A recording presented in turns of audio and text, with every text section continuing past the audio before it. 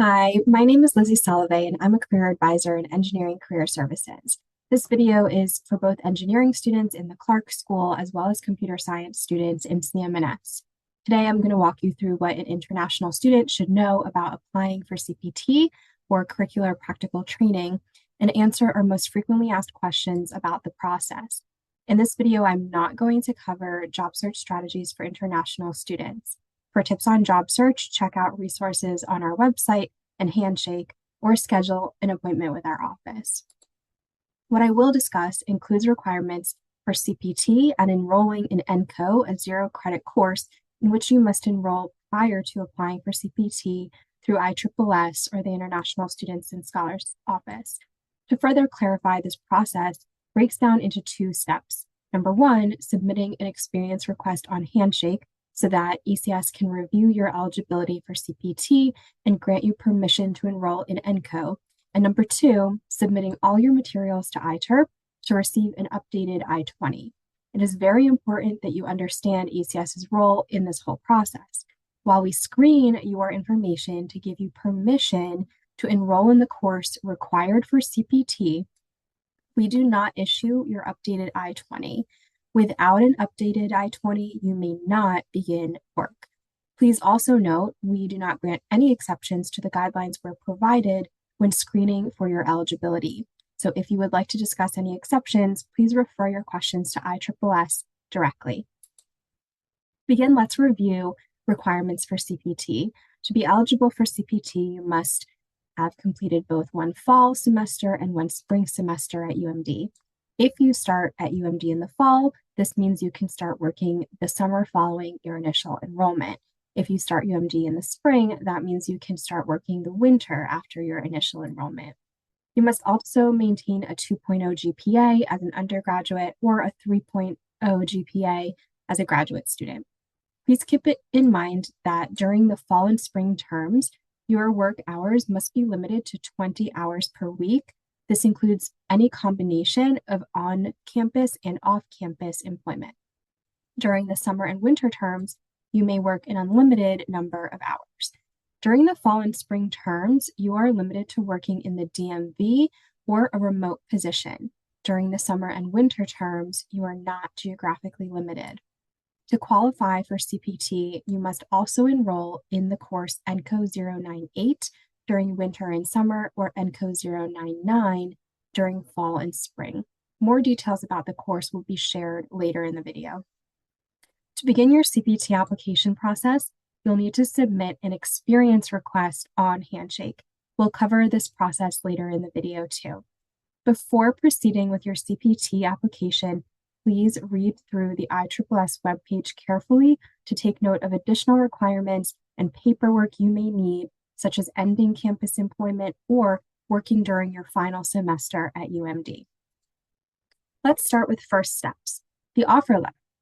Once you receive an internship offer, please make sure that your company provides you with an offer letter that includes very specific information.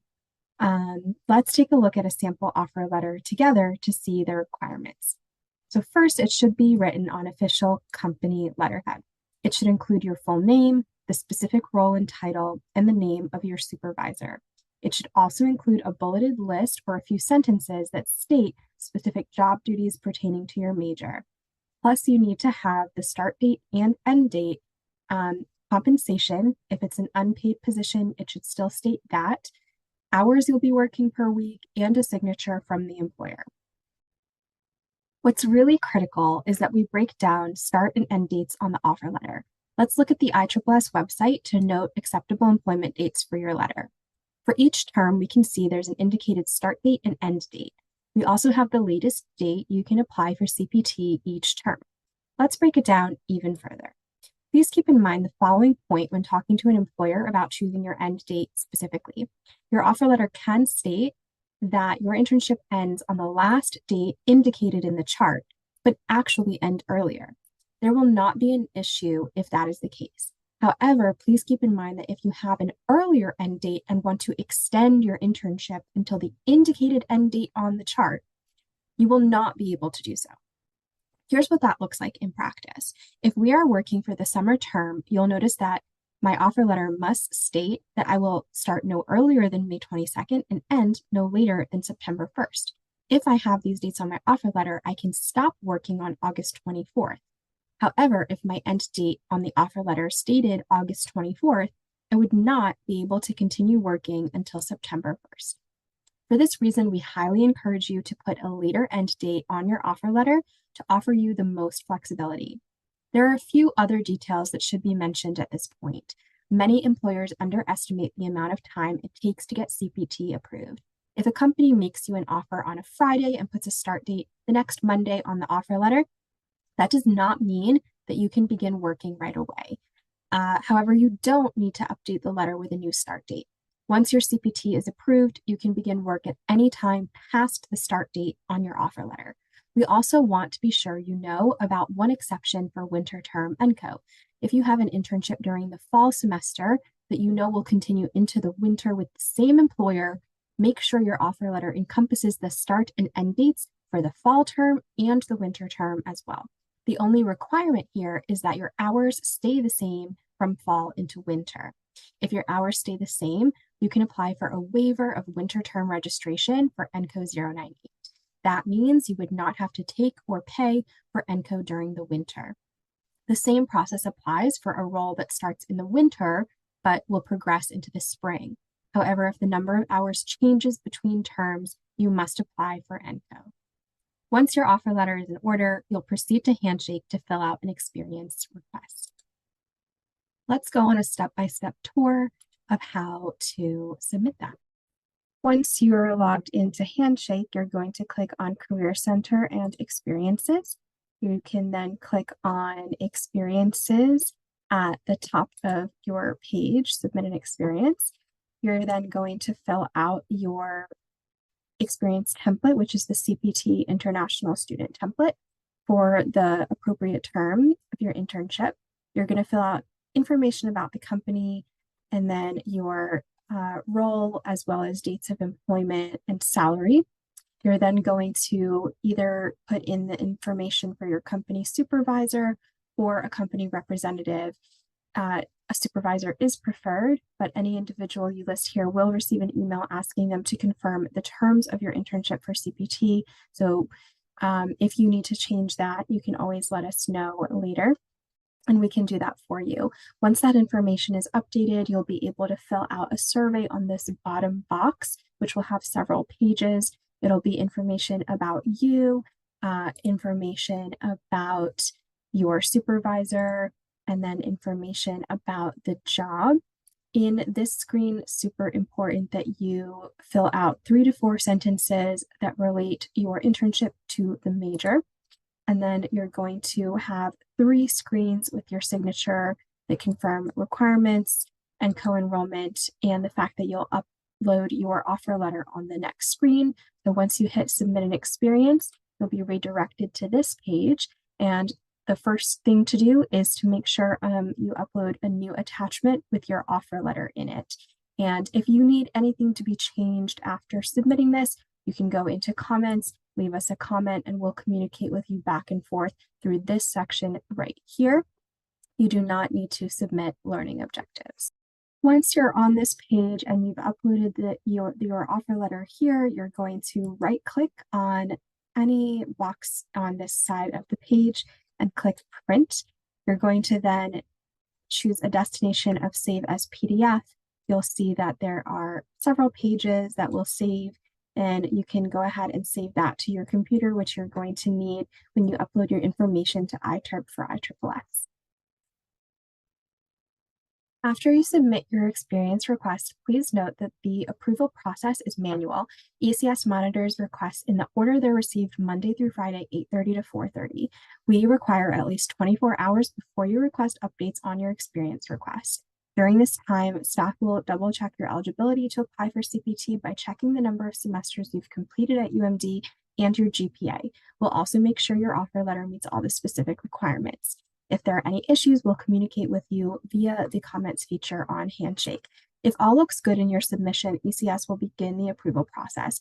This triggers the only automated portion of the process, an email from Handshake to your supervisor to confirm the details of the internship and sign off on the experience. It will be helpful for you to let your supervisor know to look out for this email and check spam if they don't see it. If it's been a few days and they still haven't signed, ECS will reach out to the supervisor directly with a link for them to sign. When the supervisor's signature is received, ECS will proceed to grant you an electronic stamp or permission to register for one of the ENCO courses. There are 3 different courses for ENCO, and they're all satisfactory fail. ENCO 099 Section 0101 is available in the fall and spring and costs $78. ENCO 098 Section CP02 is available in the winter and costs $30. ENCO 098 Section CP20 is available in the summer and costs $30. Please note that when you register for the summer, you will register for Summer Session 2, which covers both Summer 1 and Summer 2 dates. It does not matter if your internship only takes place during the Summer 1 dates. All students enroll in Session 2. The course has only one assignment, which is to complete a brief survey about your internship, and reminders to complete it will be sent through Canvas. There are a couple notes to share about your registration for ENCO. Even when you have been granted permission to enroll in ENCO, you may still see a prerequisite permission of department message. This message may not go away even when we have issued you permission. If we've noted that you have permission, proceed with enrolling in the course. You can check Testudo within 24 hours to see if you were successful in enrolling. If you're having trouble after that, feel free to reach back out to our office. If you're submitting your experience request in the spring for the summer, you will need to wait until registration for fall opens before you can register for the summer course. You must be registered for fall courses before ISSS will accept your CPT application.